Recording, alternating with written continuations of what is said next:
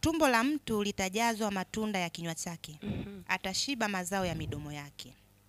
Tumbo la mtu litajazwa na matunda ya kinywa chake na atashiba mazao ya midomo yake. Mauti na uzima huwa katika uwezo wa ulimi, na wao waupendao watakula matunda yake. Amen. Kwa hiyo mimi ni washauri tu ambao bado wanakuwa wanajitamkia. Tunaona kumbe hayo yote unayaona, yawe mema, yawe mabaya, ni matokeo ya wewe kusema.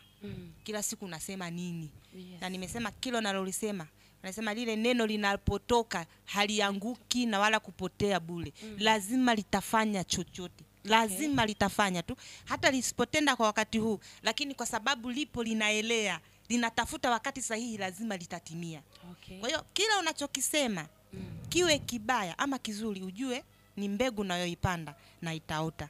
Sasa haujachelewa bado. Hatujachelewa bado. Una uwezo wa kuyaondoa yale maneno. Una uwezo wa kuvunja yale maneno. Una uwezo wa kufuta yale maneno. Kama ulijenga, sasa ni wakati wa kubomoa. Bomoa kila kitu ulichojitamkia, hata katika hali ya udhaifu. Anza kujenga yale ambayo unataka yawe.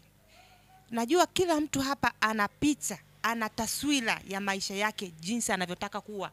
Hapa sasa hivi na kule baadaye. Kwa hiyo unapoishi, usiishi tu kwa sababu ya leo tu. Ishi hata kwa ajili ya kesho. Kwa hiyo maisha ya kwa ajili ya kesho unaanza kuyaandaa leo. Na yale yatakayotokea kesho inategemea umeyasemea nini leo. Okay. Kwa hiyo utakapoanza kusema leo yaliyo mazuri, ni matokeo ya yale unayoandaa yaje baadaye. Hivyo badilisha mtazamo kwanza, badilisha fikra zako kwanza, alafu jijue mimi ni nani. Kwa hiyo mimi nitakavyokusema, mimi ndo huyo nitakayefaidi ya kile nitakacho